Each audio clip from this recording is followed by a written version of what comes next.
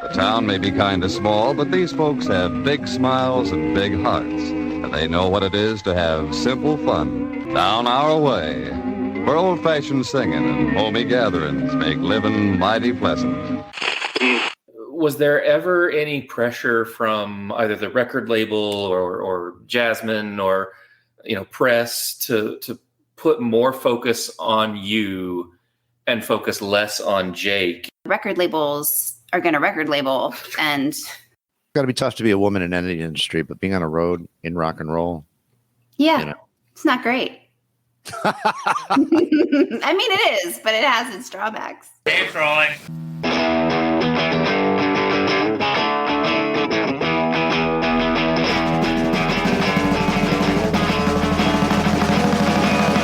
Welcome to Abandoned Albums, the documentary podcast where we take a closer look at some albums that may have been forgotten about over time, some albums you might not even know existed, and some albums by up-and-coming artists we think you should know about. I'm your host, Keith R. Higgins, and joining me once again is Mr. Jeff Calhoun. Thank you for having me back, Keith.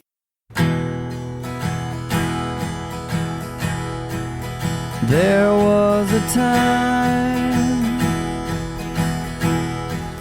when you were mine. I thought you were mine. There was a time, and we would go out in the sunshine. Talk on for hours and forget the time. The stars always shone over our bed at night. Made you look just right.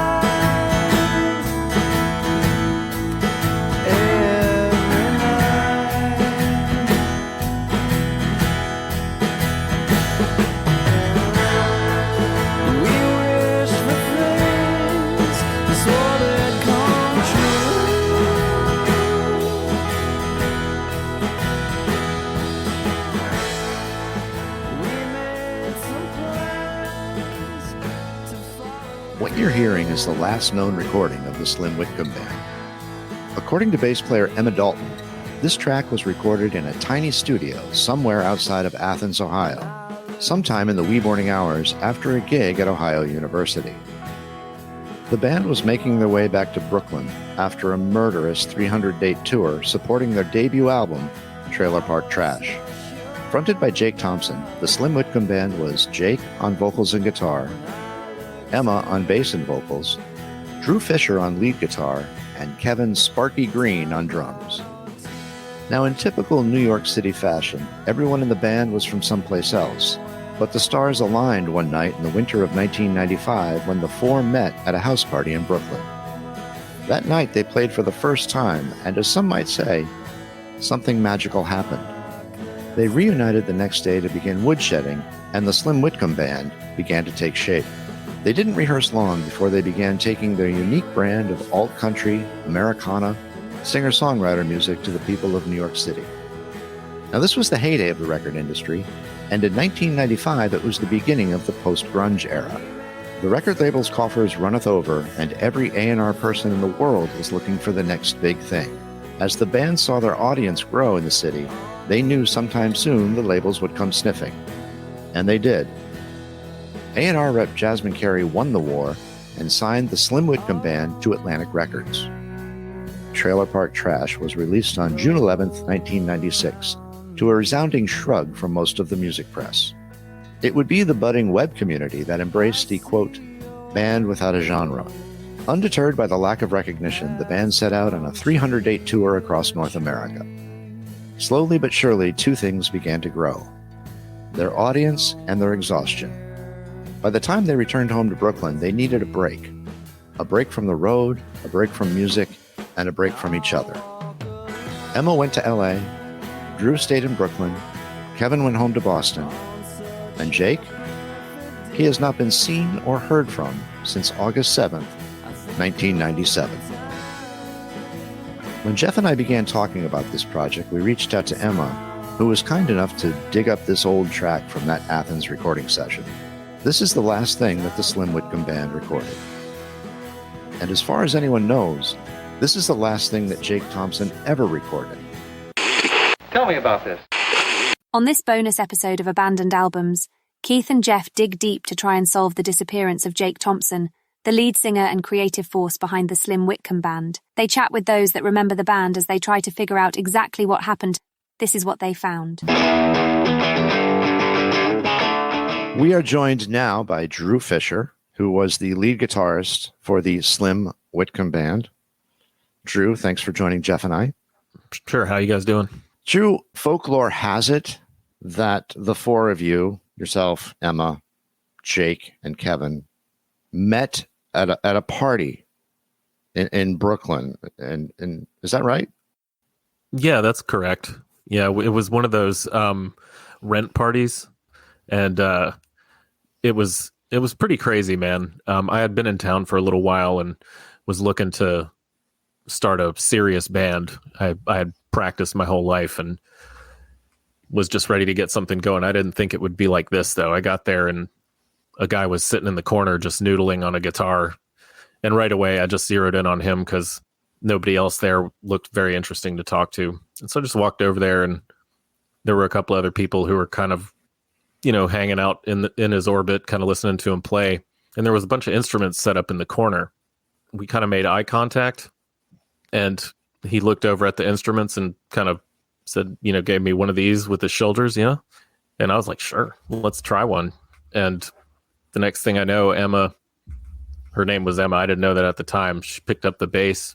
Another dude gets on the drums, found out his name later was Kevin.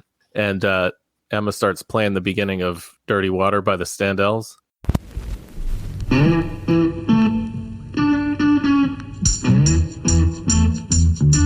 gonna tell you a story.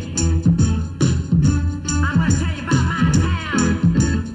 I'm gonna tell you a big fat story, baby. I'll tell about my town. Yeah, down by the river, down by the banks of the river Charles. That's what's happening, baby. That's where you'll find me, along with lovers, muggers, and thieves. But they're cool people. But I love that dirty water. Oh, Boston, you're my home. You're the number one place. And we played this rip-and version of this song. It was pretty magical. That was the first kind of interaction we had, was playing a live show to, a generally apathetic audience. Was it more Jake driving the style, or was it more your vision as far as the guitar tones and how everything shaped up? No, it was definitely Jake. He had kind of the vision from the beginning of what the band would have, what he wanted to do with the band. I was up for whatever at the time. I was just interested in jamming with good musicians, people who were good songwriters, and Jake was definitely that. So I kind of let him take the lead, but at the end of the day, it was a pretty nice collaboration. Yeah, the clips that exist out there, it seems like Jake was the acoustic guitar guy, and you are seldom outside of an electric guitar. Was that kind of it seems like you established that pretty quick. Yeah, I mean, I definitely am more comfortable on the electric guitar. I'm kind of a chicken shit when it comes to playing live too. I have to hide behind, layers of sound. So Jake's not that way. Wasn't that way. Did you woodshed? And for those folks who don't know, that's a fancy musician word for practicing. Did you guys woodshed long before you started playing out in the city? I wouldn't say long, but the practices we had were very intense, and we practiced I'd say probably about 3 times a week at first, and it eventually kind of ballooned to more once the songs kind of started coming along, and we figured we might give this thing a shot, you know. Did you find Jake was receptive to the band's contributions to songs, or was it really sort of, did he come in with everything fully formed and say, Drew, you do this, Emma, you do this, Kevin, you do this?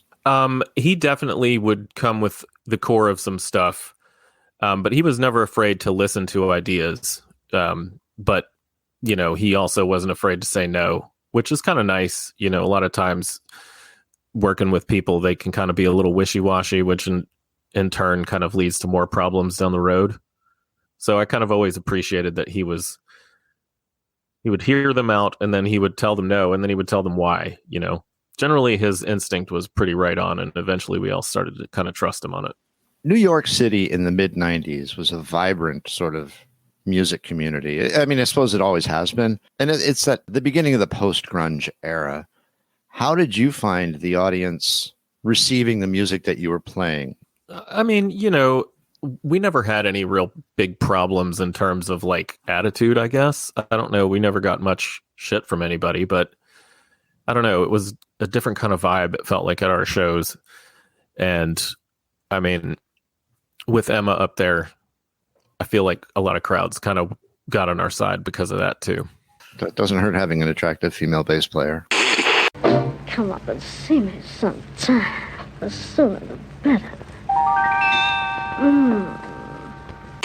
If I'm understanding the folklore of the band and the trajectory of the band, it was really sort of a short period. We've got you starting at a party, woodshedding for a couple of months, playing live. All of this is taking place within really a year. And then the next thing that happens is you start getting courted by major labels who were, you know, Geoff, I think we can agree, it was the halcyon days of the recording industry. Their coffers were full. They were throwing money at everybody. Yeah, if you could fart into a microphone, you could probably have gotten a deal at Columbia. So what was that like for you guys getting courted? It's kind of what you always dream about, right? Like people with lots of money in their pockets trying to convince them you to come hang out with them and make money. And we took advantage of that. We had some really good meals. Went to some pretty interesting strip clubs. I remember Kevin throwing up on stage at a strip club. I can't remember the name of the place, or maybe I do, and I just don't want to, you know, give them the notoriety. That's probably it. Yeah. But definitely a good time. Labels in the late 90s, you know, it seems like everybody got pre-stamped. Everybody wanted to sign the next Nirvana. Everybody wanted to sign the next Weezer. Everybody wanted to sign the next Hootie and the Blowfish. Do you feel like the dollars that were attached with the record deal came with any kind of preset expectations? Was the label driving you a direction, or was there kind of an integrity to the music that you kind of were left to do your own thing? I think at first there was a little bit of resistance. They wanted some say. Jake had a pretty good vision. We were confident in the music too. We felt like we had a pretty kick-ass record on our hand. So we kind of resisted all their urges to meddle in the record. If you ask our producer, Skunk, he'll tell you that they definitely tried but weren't successful. And was Skunk the label's choice or your choice? We were set up with him. So you go into the studio with Skunk Gallagher, this near legendary producer. What was that like recording with Skunk? It was fun, man. You know, you had to kind of go find your own weed because he got the nickname Skunk for a reason. But he really was a cool guy, like real laid back, as far as, you know, letting us do our thing. I think he came up with some good ideas in the studio for us. Nothing like majorly earth shaking. Didn't like ever change a song's core or anything like that. But he would come up with cool little ideas, maybe extending a bridge here or making the verse last just a little bit longer, shaking up certain parts, singing things slightly differently. He had a really good head for it. But after a few days, it was almost like we didn't need him anymore, though. I remember Jake was just such a natural in the studio that Skunk would come in there and hang out with us. But he, I think, napped half the time after the first week. He didn't really do much, just hung out and was a cool guy. just pressing the record button and letting the tape roll. Pretty much.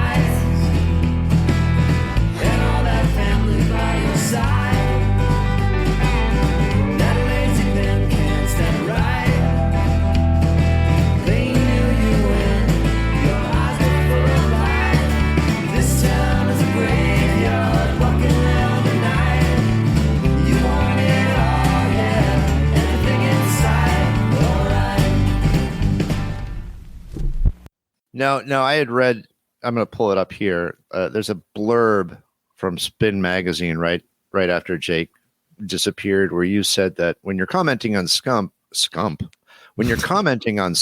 you had said that he had the unique ability to take Jake's or your really good songs and elevate them to great, which is sort of a unique touch with a producer.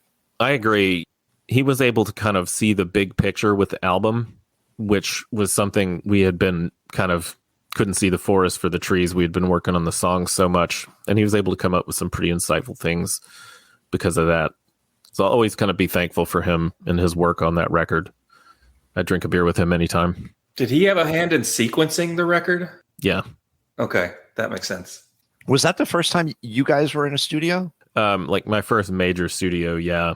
We did some recordings early on with the band, but they were just kind of, garage stuff. Somebody set up a tape player and hit record, real lo-fi kind of stuff.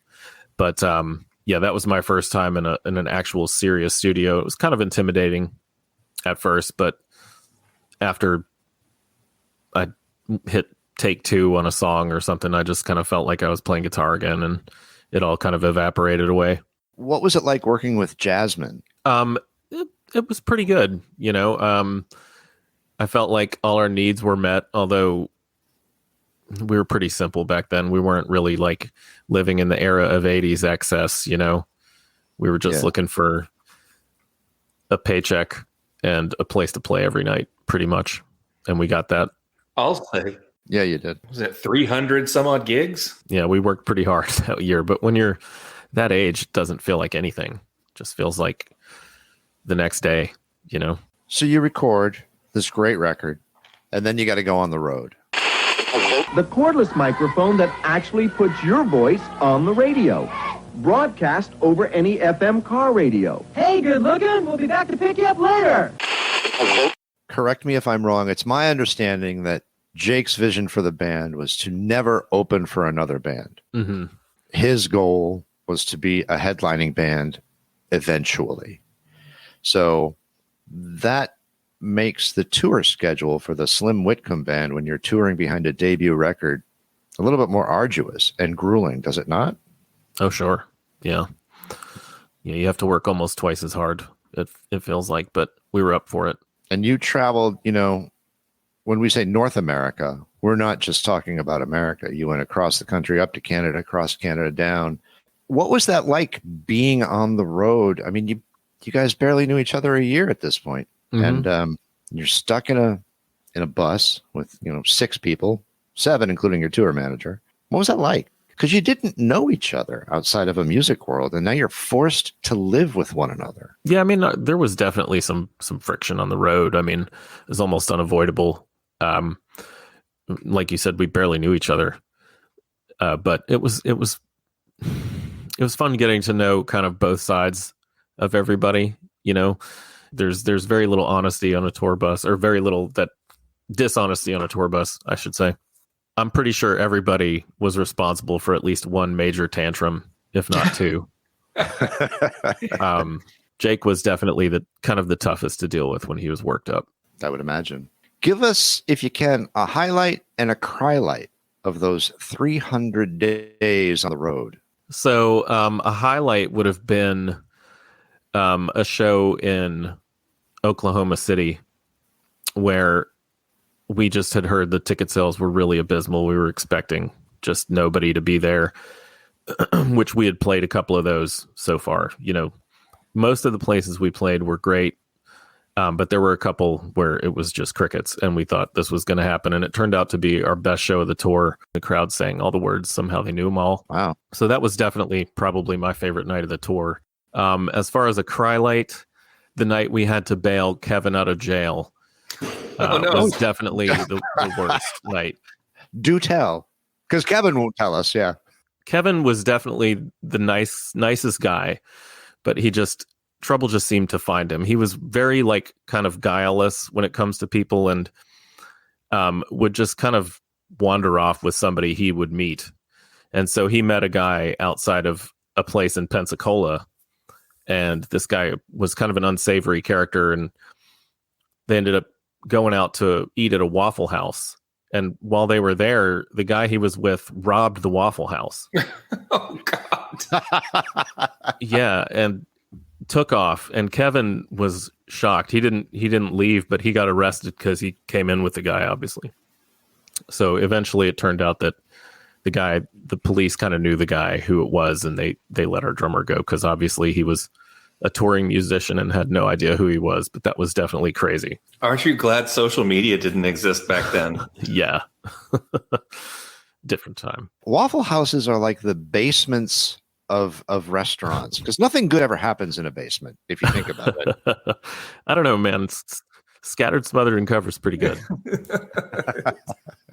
And some decent bands have come out of basements, so let's not disparage basements too much.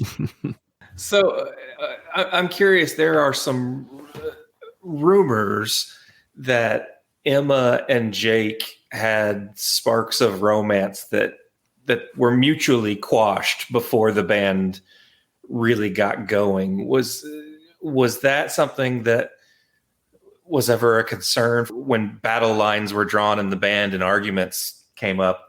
How did that dynamic work? No, luckily it never showed up in that regard. I wasn't sure, I could think when we got together, you could tell that maybe they were kind of seeing each other maybe a bit, but could tell they didn't want to bring that into the band. We all kind of approached the band pretty seriously. Jake pretty more so than everybody else. And I think he took that pretty seriously and would have never brought that on the road, as it were. Luckily, because that would have been bad. Oh, for sure. And there's always like an unspoken dialect between ex-lovers, Mm-hmm. I don't know. There's something about seeing somebody naked and then not ever seeing them naked again. There's a bond that is built. And if you can... Fleetwood Macs turned it into some good songs. They sure did. Mm-hmm. We didn't want to follow Fleetwood Mac's model, that's for sure. So you go on the road, you're out, you're touring literally North America. You come back to Brooklyn. The record is, it's done okay. It gained a lot of traction in what remained of the fanzine world, and there was the burgeoning internet, which seemed to latch on to you guys. Was it GeoCities? Is that the place? Mm-hmm. Yeah. Okay. I always called it Geocities, but that's right. That's exactly what it looks like. But yeah, and you come back. I mean, Atlantic is like, yeah, we'll give you a second album. We're gonna do another second album with you guys, and you're burned out, and you just sort of go your separate ways. Kevin goes back to Boston, Emma goes out to LA, and Jake, well, you stay in Brooklyn, and Jake, poof, disappears. There was no excessive drug use. There was no drug abuse with any of you guys. No, that's absolutely correct. I mean, That's not to say we didn't have fun on the road, you know? Of course. I mean, but as far as I know, nobody was really going down a bad path. That was one thing, in fact, that we talked about before we went on the road, was to make sure that that didn't happen. So I think we stuck to that pretty well. It's a tough way to flirt with success. And it seems like from all the accounts that I have read, it seems like everybody was reasonably well pleased with the record and how it turned out and wanted to do a second one. It seems like the desire was there. Is there resentment or bitterness about the unrealized potential? I mean, I'd be lying if I said there wasn't anything, you know. I think frustrated is more the word, because I felt like we had something. You know, maybe the first record didn't light the world on fire, but it seems to have stood the test of time. As far as like, whenever I talk to people about it, they always say they love it, you know. It's got that Nick Drake like quality where it just keeps a certain level of success and popularity year after year, decade after decade, you know. Mm-hmm. And it's the beauty of music, really. Exactly. Yeah. And, you know, I just wish that we could get some answers, but when it's hard to even explain how that feels when somebody just disappears, you know, it did a number on all of us. Kevin, I think it hit him the hardest. Yes.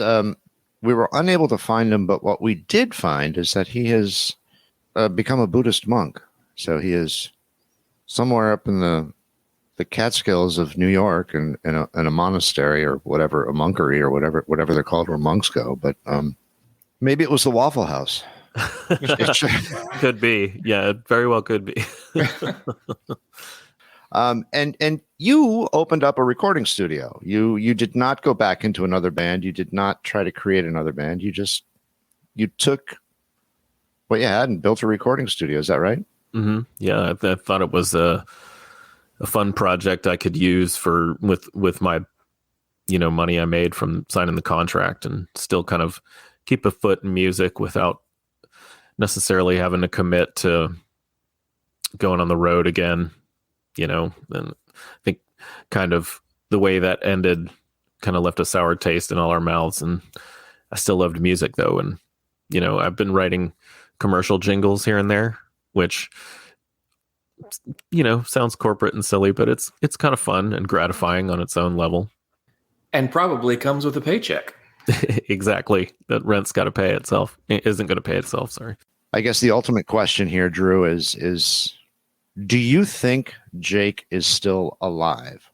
I don't know. Part of me thinks he isn't, because it just seems hard for him to just completely step away from something he loved so much like that. Even if he was disillusioned, I'm sure after 300 days on the road and a record that didn't do quite as well as maybe you had worked for, maybe he was that disillusioned that he just wanted to go disappear somewhere. And part of me wishes that if he was alive, he would have at least reached out to me at this point. Drew, thank you for your time and sharing a little bit about the Slim Whitcomb Band with us. It's a great record, and I can't promise we'll find out if Jake is alive, but that is sort of our end game at this point. I hope one day we all have answers.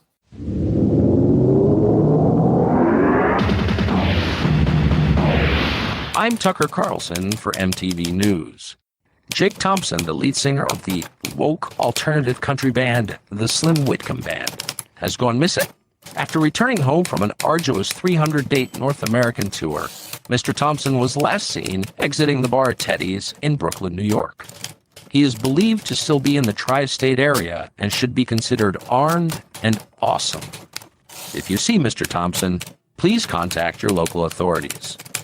In other news, Replacements frontman Paul Westerberg has announced that the band will be reforming with its original members. I'm Tucker Carlson for MTV News.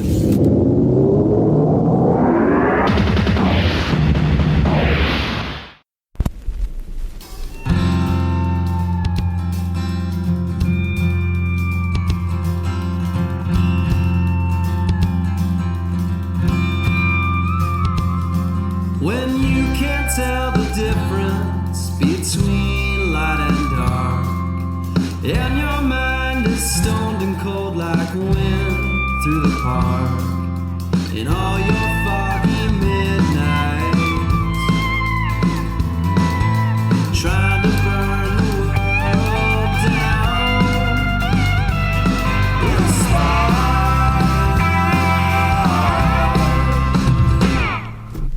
I got the chance to speak to Lyle Skunk Gallagher, who produced that debut album by the Slim Whitcomb Band. Skunk's got a pretty storied career. He began working with Jim Dickinson at Ardent Studios in the 70s. And while he never made it up to like a Jim Scott or Brendan O'Brien status, he was always one step away from a platinum breakout, but was always working and always in demand. He hit his stride in the mid to late 90s, working with Sunvolt, the old 97s, Golden Smog, even worked on a failed Dave Pirner solo album. And he worked very briefly with Ryan Adams. Apparently they got into a big fight, an actual fist fight. You know, he considers Trailer Park Trash one of his best works.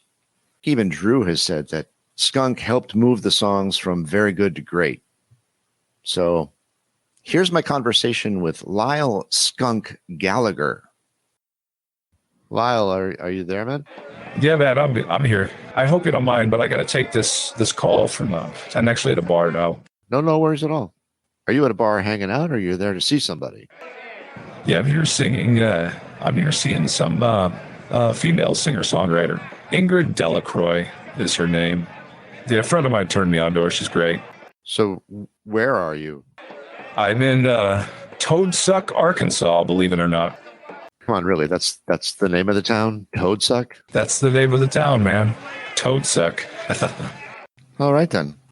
So should I call you Lyle or Skunk? Do you have a preference? You can just call me Skunk. That's cool. All right, then, Skunk. What's the deal with the name? Oh, the nickname. That has to do with a particular type of marijuana I used to sell.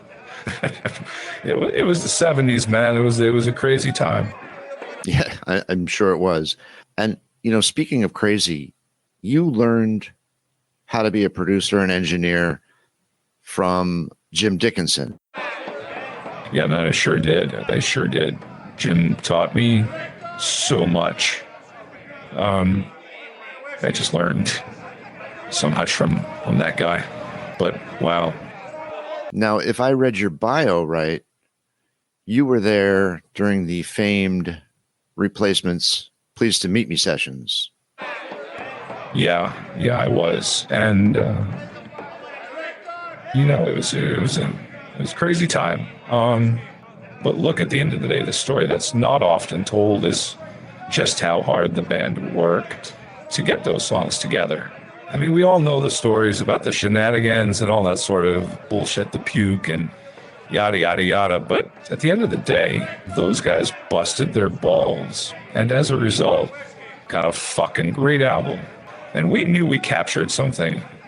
And when we played that fucking album back for the Sire folks, I mean, everyone had their jaw. Everyone's jaw was just on the ground. It's that good of an album. Hey, do I sound all right? I feel like I've got a shitty connection or something. It's not great, but I can work with it. All right, cool. Listen, just don't ask me anything about the Ryan Adams sessions.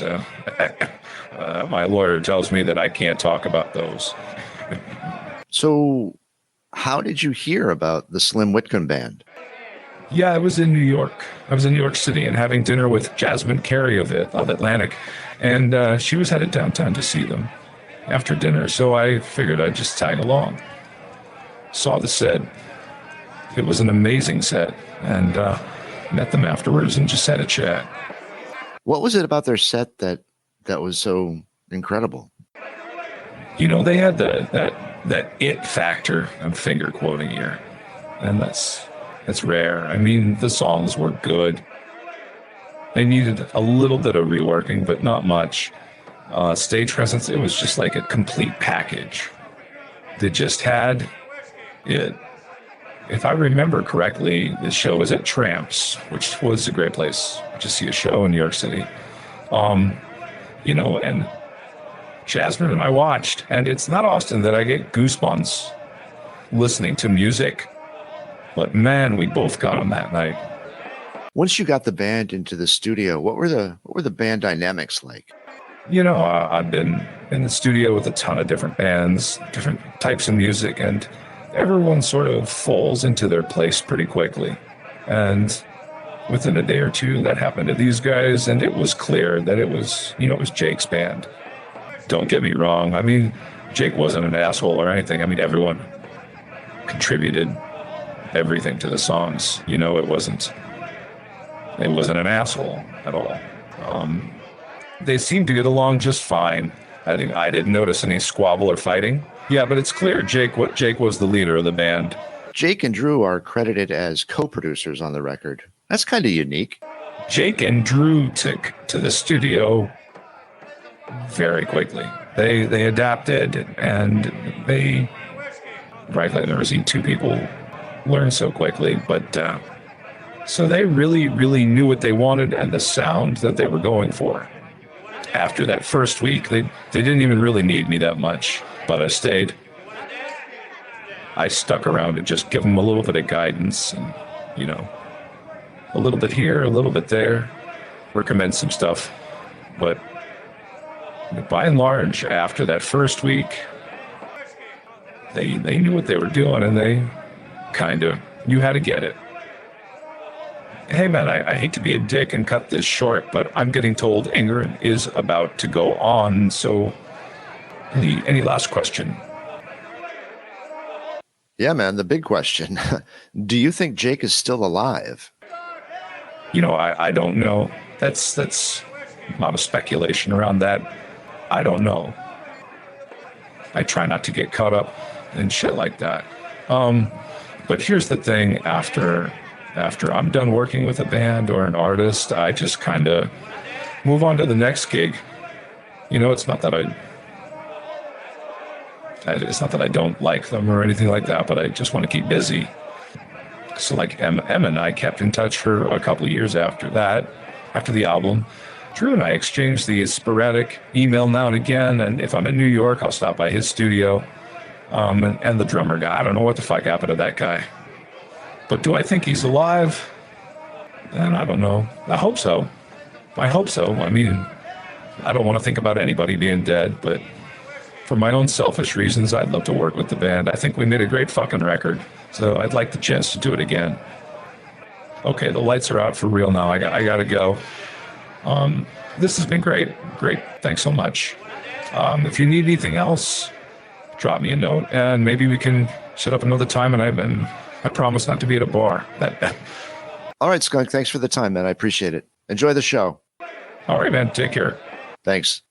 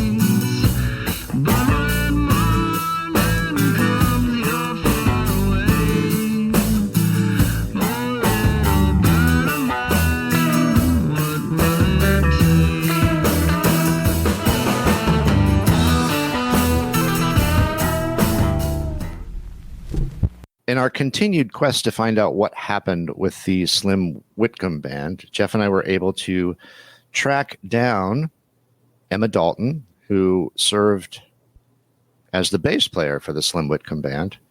So welcome, Emma. Thank you for taking the time. Hey, it's my pleasure. So let's just start basics. How did you and Jake meet? Sure. Well, like so many bands, we met at college. We were both at NYU studying film, grand designs of being artists in the world. Sort of began seeing each other, but after a while realized that we were really better off as friends. And so we just became close and stayed that way, through the band. Were you a musician? No. No. I was not someone for whom that came naturally. I was creative, but really at that time in my life thought that film was my outlet. Although I will say, so I was always intrigued by the bass in particular after, going to a series of concerts in my college experience, where it seemed like every female bass player was like the coolest, most chill girl in the room. And there was always a part of me that wanted to be that girl. And so that part of it probably was natural and came easily. Hey, I still have a crush on Kim Deal. So who doesn't? I get it. Who doesn't? You guys met at a party. As Drew was telling us, you just sort of, the four of you, yourself, Jake, Drew, and Kevin, just sort of, for lack of a better phrase, locked eyes. There were instruments set up. And the way Drew told it, it was just, you guys just went over and started playing the Standells' Dirty Water. Well, what are you going to do when you're a little bit of an introvert at a party where maybe a handful of folks, and you find yourself in a room, and if there's an opportunity to occupy yourself while still being social, and not feeling like the strange girl in the corner by herself, then why not jump over there? And Jake was friendly. Like, you knew the minute you saw him that he was going to welcome you into that circle, as with everybody else. And so, we sort of gravitated towards that and picked it up and noodled around. And, really from that moment, it kind of felt very natural. Mr. Jack Nicholson. Thank you for that. I'm proud to be a part of this event with you, this effort. Ladies and gentlemen, I'd like to present with you and please welcome. So you go out, you play the New York City haunts, in the mid-90s. Mm-hmm. Was that a challenge for you as a woman to be with three men in a hyper-aggressive industry like music, in a hyper-aggressive city like New York City? How did you handle that? I would say, I think, I was about to laugh and say what part of being a woman in the music industry isn't challenging, right? Or a woman in any industry, really. I have to say, I think it was. We played a lot of clubs. But what really made me feel comfortable in that space was the band itself. We were in many ways a lot like a family. I think it was kind of like having extra brothers. We'd sort of watch out for each other, and they would watch out for me and make sure that I was being treated well, and I felt more comfortable with that. There's something really great about the relationships that we forged through that project. But yeah, misogyny runs deep, both in the industry and certainly in that kind of space, in that time. But we had a pretty special experience. I like to think I was lucky in many ways, and probably naive in a lot more. You guys signed with Atlantic Records. Now, from what I understand, it wasn't a big deal for Jake to just drop out of NYU.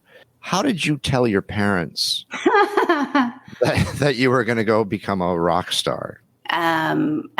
Slowly and after much deliberation. It was a struggle. They were really unhappy that I was going to switch my career path like this. a college degree was, in their minds and in mine, for most of my life, the only way that I was going to, achieve my goals and kind of reach the American dream. And the idea that I would be throwing it all away for this one-shot deal in music, of all things, with no safety net, was very difficult for them to accept. It was, and honestly, I think really all that really brought them around in the end was that in some ways it was difficult for me to accept it, because I am a bit of a nerd and kind of wanting to finish school, but the opportunity was just something that felt like it was too good to pass up, and there was, there was money involved. It's not like, we stopped to, sell hot dogs on the side of the road or anything. That was my next question, because I haven't been able to find, and that was, that was the golden, the finger quoting for those listening, the golden era of the record industry. And I can't find out how much you guys signed your contract for, because it was certainly enough for Drew to open a recording studio after the fact. And you don't have to give us dollar amounts. But, I was going to say, a girl never kisses and tells. But it was certainly more money than any of us had seen as young people. We tried to be pretty good with our money. We tried to really kind of be smart about it and invest and, try to invest in ourselves and in what we were trying to build. And honestly, it worked out. But part of the reason it worked out was both that there was money there, but that we worked our asses off. There's something about being a Midwestern girl that makes you feel the need to put in the work every day and show up for work and do that job. So we all did it. I often say this, it's the work ethic of the Midwestern folk. I believe in that fully. Yes, do I. Next thing you know, he's going to call you a musical polyglot. So you sign with Atlantic, you work with Jasmine, she signs you guys, you get your advance, and then you go into the studio and you work with Lyle Skunk Gallagher. What was that like, meeting that guy? Oh, it was pretty amazing. I don't think that we imagined that we would, land someone who worked with the Replacements, for heaven's sake. It was pretty cool. He was a really neat guy. We had great energy together. And he had a real sense of how to work with us, of kind of how to let us do our thing, knowing that we were kind of young and driven kids, teaching us along the way of how to really, engineer a record, what it meant to produce, and was really a mentor to a lot of us. You built a home with your whole life, based on another song you followed through the night. Painted the house blue, cat and a dog, the heart on the tree, in the middle of the lawn. Everybody has a best friend, someone they can turn to when they're watching out to sea away from shore. But that best friend finds another, someone who has all the answers, special one who loves them just a little more. It was hard work, but it was a lot of fun. I mean, we really enjoyed ourselves. We learned a lot from him, a lot about the business and a lot about how to really produce a record in a way that kind of honored our artistic sensibilities while being, kind of a good piece of art and engineering. It was a really great experience. He's a great guy. The tour, it was 300 days on the road. Now, you're not playing every night. You're traveling across North America, not just the United States of America. So you're going up into Canada, and, I don't even know if you played the Yukon, but how was that? That was brutal. It was a slog in many ways. Jake had this thing about not wanting to open for other bands. And so it was up to us to really get on the road and play where we could. I mean, shit, we played Danbury, Connecticut twice over a period of 9 months, but the work paid off, and we were in all those clubs and we were there all the time. And, we'd start out with a small crowd, maybe, 50 to 100 folks. But the more and more we toured, we had 500 or 600 people in a room just to hear us play. The label bankrolled us, which was great. So it wasn't just the band. We had a tour manager and we had a couple of folks to help us out with our equipment. And, it was in many ways, if you think about the average apartment in New York City at the time, like the bus was a nicer spot for a lot of us to be in. It was great. It was hard. I can tell you I would never do it again, but it was definitely, it was a wild experience. I'm going to presume, well, you're in a band with 3 guys. I'm presuming, I think it's a safe assumption that the tour manager is a guy and the 2 roadies were men as well. Oh yeah. Was there any conflict traveling in a bus for 300 days with 6 other men? Mm-hmm. God bless you, Emma. God bless you. Yeah, I mean, for real. But as someone who grew up with older brothers, I think that was sort of like a crash course in being on the bus with these guys, and kind of understanding how you can love somebody and be completely annoyed with them and almost hate them all at the same time, and still be able to get on stage and play with each other.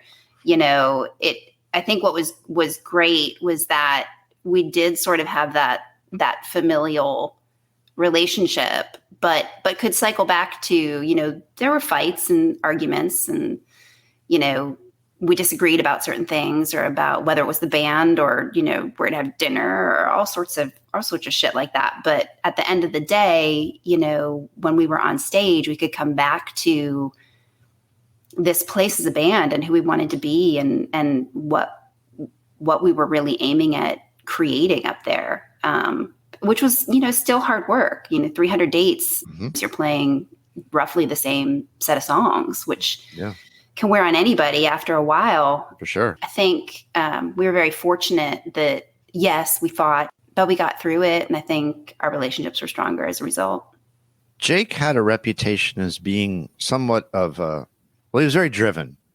And I had read you guys actually did a little recording on the road on your days off. He would find a studio and book a few hours for you to go in. Is that true? We did. Yeah. Part of what kept us sane on the road, I think, was writing new music. And so, part of what keeps you sane when you're singing and playing the same songs night after night is kind of imagining what's coming next. And, so yeah, if we had a spare day, he'd book time. We'd go in. We'd mess around. We'd record a little bit, and I think that music was a little harder than what we were touring on. But that's really a reflection of the emotions of a tour that really took a toll on a lot of us.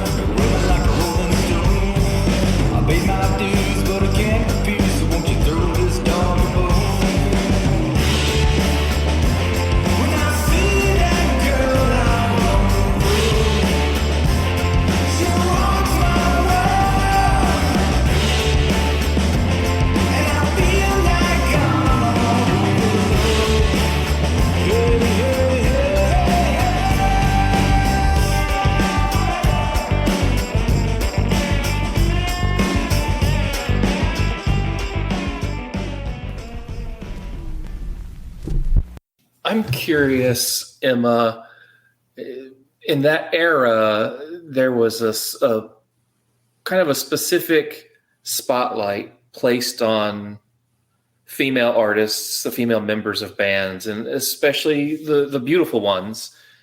Was there ever any pressure from either the record label or Jasmine or press to put more focus on you and focus less on Jake? And if there was, did Jake react good to that or bad to that? And well, I don't think any of it ever came from Jasmine. Part of what was really wonderful about working with her was that she left us alone. As I, have learned, through a career in music from the different side, is that's pretty unusual. But yeah, record labels are going to record label, and they're going to, want you to look a certain way and act a certain way and kind of double down on that shit. But, and I can't say whether,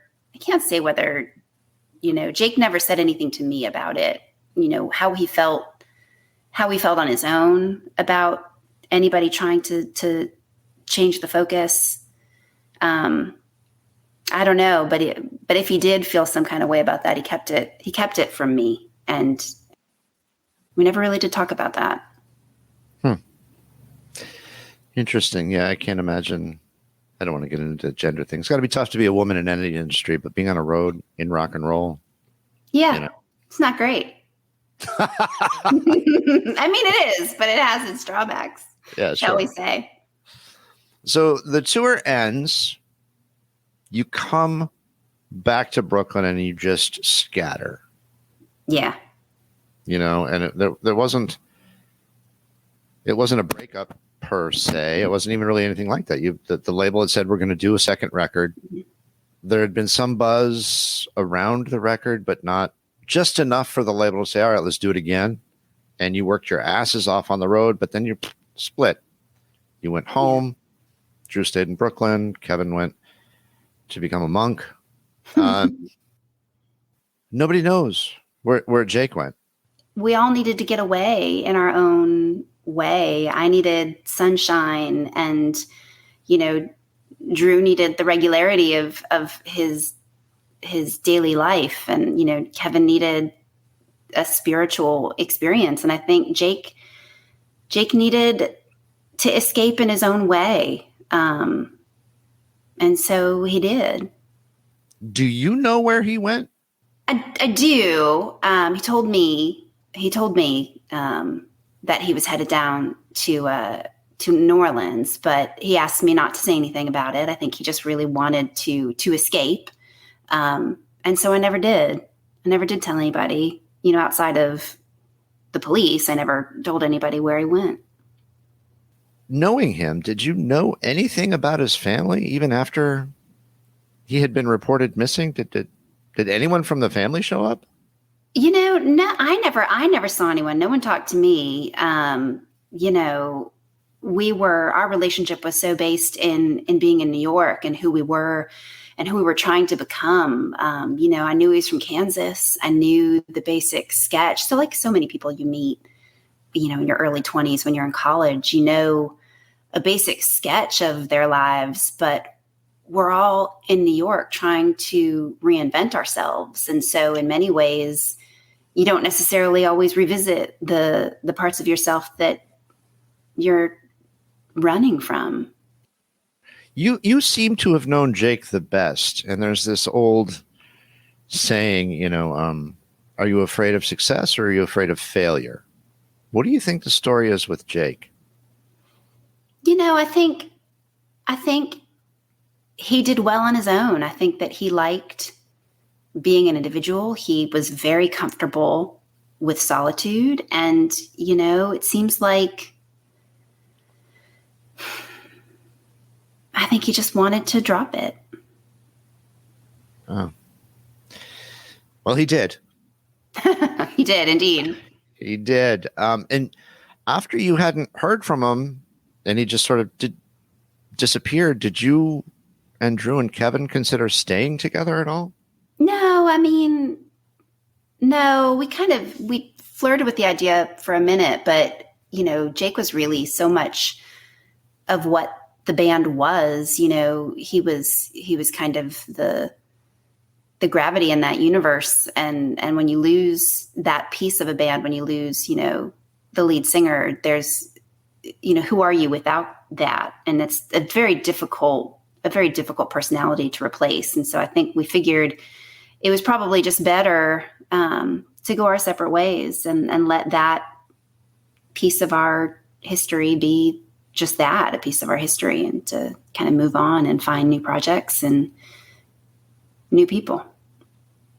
Which leads me to this question. You did a solo record immediately. Well, not immediately, but shortly thereafter. Shortly thereafter, exactly. Yeah. So I needed I wanted some sun and some R&R, and I moved down to Los Angeles and was kind of doing a little bit of solo work. Some gigs at Largo, and Jasmine had been visiting, and she came to see one of the sets.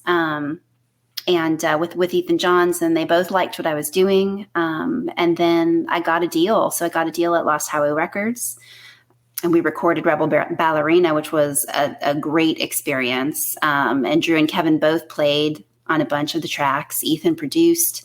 It was fun. I really felt like it was a great expression of me and the artist I was hoping to be.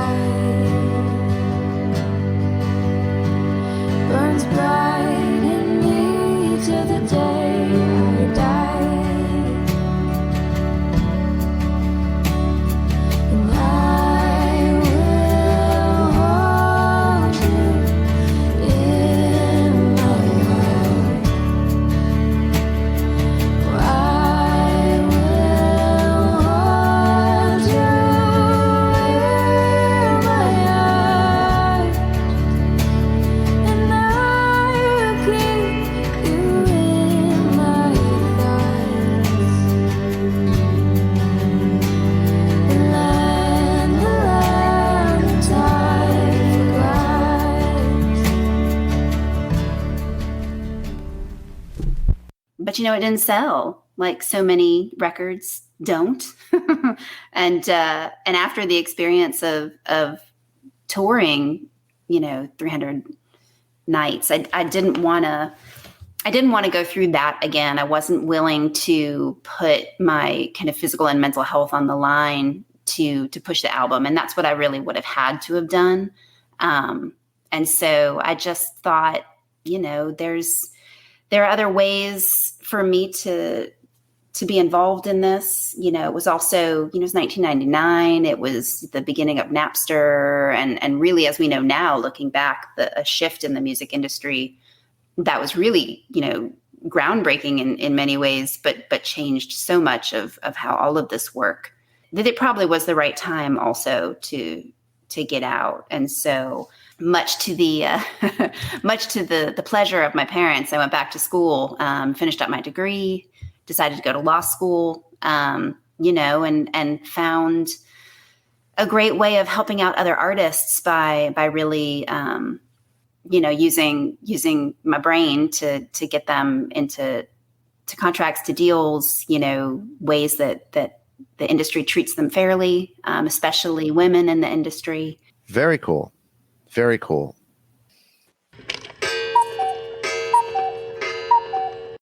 We've asked everyone throughout the course of these interviews, do you think Jake is still alive? I do. I'm certain that he is, actually. I believe so. Yeah. What makes you so certain? Yeah. Well, it's just a little thing. Every year on my birthday, I get a postcard, and it's a kitten hanging from a tree with that, hang in there comment, which was an inside joke between us for many years. And I get it every year. And I can't think of any other human who would send me that, who both, would get a kick out of it and know that I would get a kick out of it. And I like to think it's his way of letting me know that he's all right, that he's out there and he's doing well. That's sweet. And are they postmarked from New Orleans? Yeah, or? From all over the world. All over the world. The last two, as a matter of fact, have come from New Zealand. Really?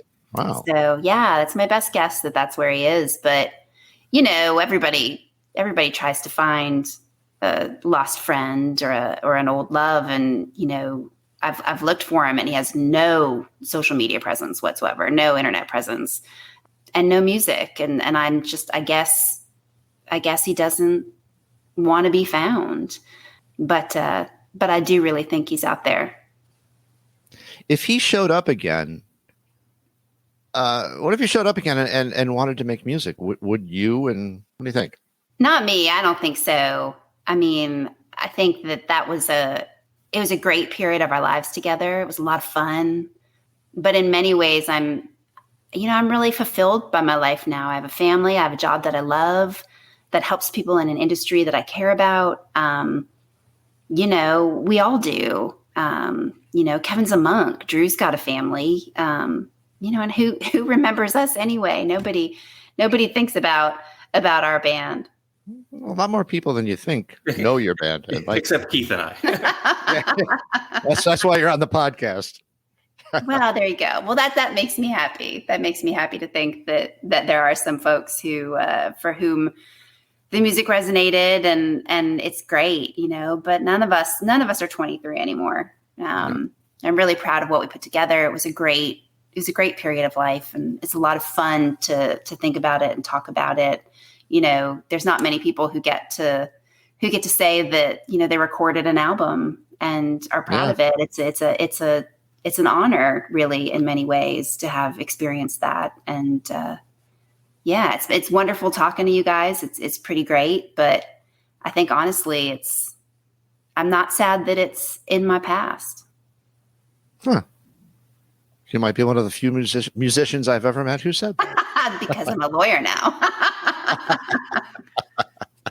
Well, listen, Emma, thank you. Thank you so much for your work, and thanks for taking the time and having a chat with us. I really appreciate it. Of course. It was my pleasure. I'm glad that you guys are interested, and I really love talking to you today. Cool. Thank you very much. You're welcome. Greetings. This is Jake Thompson. I understand you're making a podcast about my band. Can't wait to hear it. Hi, this is Rufus Thunderlove, the executive producer of the Abandoned Albums podcast. Here to tell you that what you've just heard should be considered an April Fool's Day joke. No musicians or hosts were harmed in the recording of this episode. We hope you enjoyed the story. Thanks for listening. This episode would not have been possible without the help of Steve, Heather, Jeff, and Ingrid. Thank you. Many thanks to Jeremy for letting us use the Cub Country songs. Our theme song is Rocket Sled by Blip. Abandoned Albums was recorded at Thunderlove Studios. Written and produced by Keith R. Higgins and Jeff Calhoun. Engineered and mixed by Steve Beasley with the help of Mike Hunt. Edited by AJ Royce. You heard the following songs during this podcast: Dirty Water by the Standells, and the following songs by Cub Country: Hit the Roof, You Want It All, Wind Through the Park, Butterfly, and Best Friend. You also heard Overload by Freeride and The Land That Time Forgot by Claire Kelly. Be sure to check out all of these artists wherever you stream your favorite music. Original music by Mike Pellegrino. If you like what you've heard, please be sure to subscribe and leave us a rating. It really does help. Thanks for listening. At Twitter, we are at Abandoned Albums, and on Instagram, we are at Abandoned_albums. Grazie. Bailey Leaf. Rob Janicki. Mike Pellegrino. Therina Vella. Ronnie Barnett. S.W. Loudon. Michael Janicki. Peyton Janicki. And our executive producer, Rufus Thunderlove.